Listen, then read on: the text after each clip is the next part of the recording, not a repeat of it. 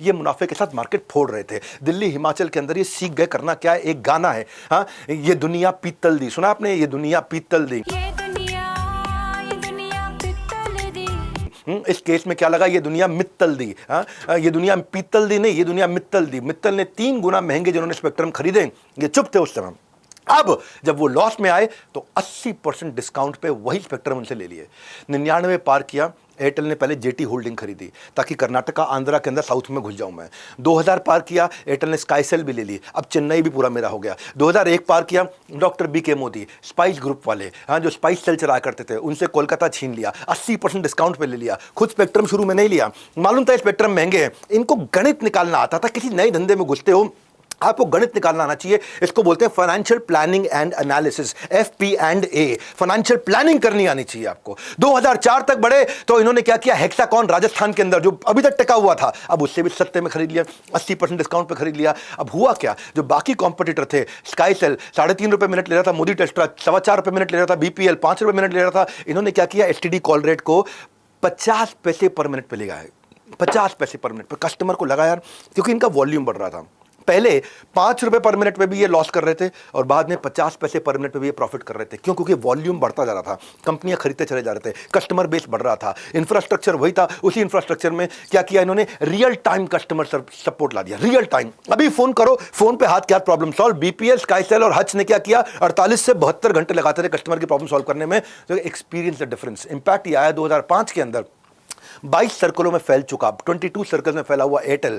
बाकी telecom company customer acquire करने में, स्पेक्ट्रम खरीदने में खूब पैसा डुबो दिया। इन्होंने क्या किया, जिन्होंने डुबोया उसको सस्ते में खरीद लिया। एयरटेल ने experience the difference, experience the difference, इतना difference, customer service, customer service, customer service. Customer आ जाएगा, बाद में सस्ता कर दूंगा, तब मेरे लिए सस्ता भी प्रॉफिटेबल होगा, क्योंकि इतना बड़ा वॉल्यूम है, सारा गेम वॉल्यूम का था। और स्पेक्ट्रम सस्ते रेट में खरीद के पैन इंडिया एक्सपैंड करते चले गए। देखो, एक्सपेंशन से पहले फंडामेंटल स्ट्रांग किए इन्होंने, इनके फंडामेंटल बहुत मजबूत थे। दिल्ली हिमाचल इनकी टेस्ट मार्केट है, दिल्ली हिमाचल के अंदर टेस्ट मार्केट में जल्दी एक्सपैंड करने की बजाय वहां बहुत मजबूत हुए, फंडामेंटल मजबूत हुए, तब एक्सपैंड किए। आपके लिए भी जरूरी, सुनील भारती मित्तल ने स्पेक्ट्रम की जगह बढ़िया सर्विस पे फोकस किया। वो देश के सुल्तान बनने से पहले दिल्ली और हिमाचल के सुल्तान बने।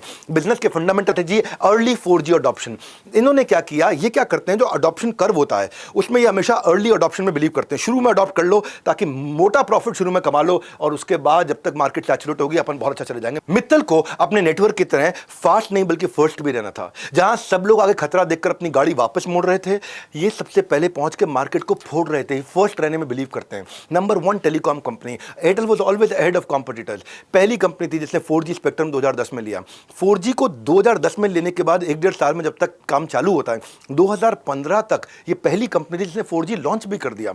बहुत मुश्किल होता है कि 3-3.5 साल के अंदर लॉन्च कर देना।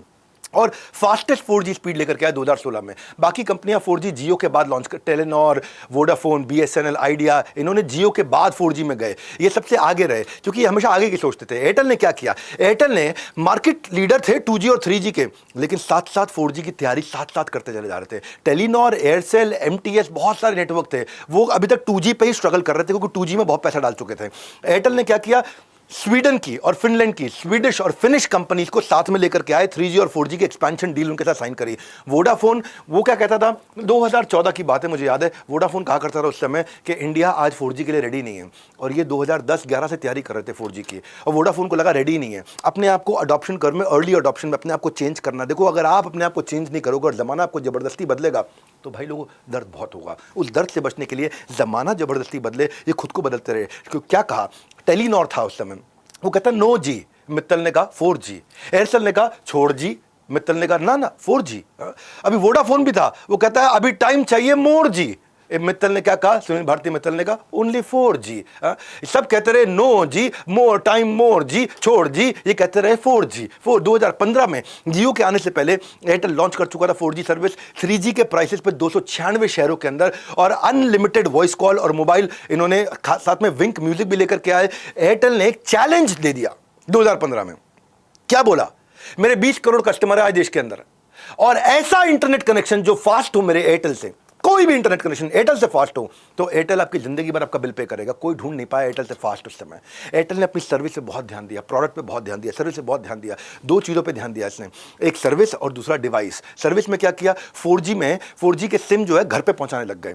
4G के सिम अभी चेंज कर लो, घर पे पहुंचा रहे, फ्री में पहुंचा रहे थे। आप खाली टेक्स्ट कर दो या ट्वीट कर दो एयरटेल को, एयरटेल 4G सिम आप कुछ ही घंटों के अंदर, 4 घंटे के अंदर आपके घर पे पहुंचा देगा। और दूसरा डिवाइस के साथ में काम शुरू कर दिया, फ्लिपकार्ट के साथ में पार्टनरशिप किया, 4G के इजी ट्रायल करने शुरू कर दिए सैमसंग के साथ में। सैमसंग का कोई भी शोरूम होगा वहां 4G ट्राई करके देखो। आप कन्वीनियंट सिम को स्वैप कर दो, किसी और की सिम है, मेरी एयरटेल की सिम ले लो, मैं आपको पैसा।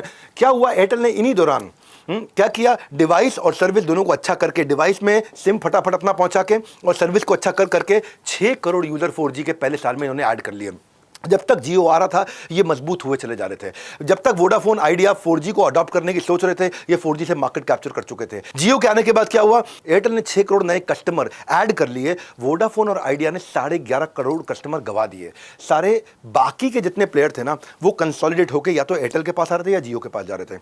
जब भी कंसोलिडेशन होता है, जब भी मार्केट में कंसोलिडेशन होगा, जो बड़ा प्लेयर है वो और बड़ा हो जाएगा और छोटे मोटे जो हल्की सर्विस देते थे वो गायब हो जाते हैं बाजार से। तब उस समय बाकी सब पे बहुत इंपैक्ट आया, सब लोग स्ट्रगल कर रहे थे फाइनेंशियल इंस्टेबिलिटी के साथ में।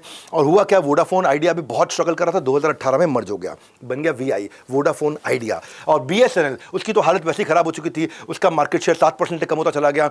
तो क्या मुद्दा क्या किया इन्होंने, कहा मैं भागूंगा नहीं, बाकी सब भाग रहे हैं लेकिन मैं भाग लूंगा। भाग लेना मतलब पार्टिसिपेट करना, एक होता है भाग जाना, रन अवे, ये कहते हैं भाग लूंगा, पार्टिसिपेट करूंगा। मित्तल लगातार नए यूजर जोड़ते चले जा रहे थे, जहां सारे मार्केट छोड़ते चले जा रहे थे। यही आज का लेसन है, यही आज का लेसन है। जब सारे ये नए कस्टमर जोड़ रहे थे, जब सारे लोग मार्केट छोड़ रहे थे, ये मार्केट को लगातार फोड़ रहे थे। 2018 आया, जियो के पास 10 करोड़ 4G के सब्सक्राइबर थे, एयरटेल के पास 8 करोड़ 4G के सब्सक्राइबर थे और वोडाफोन आइडिया दोनों के जोड़ने के बाद भी केवल 7 करोड़ थे। एयरटेल ने अकेला सेकंड पोजीशन कैप्चर कर लिया, वोडाफोन आइडिया थर्ड पोजीशन पे, BSNL कहीं बहुत पीछे रह गया था।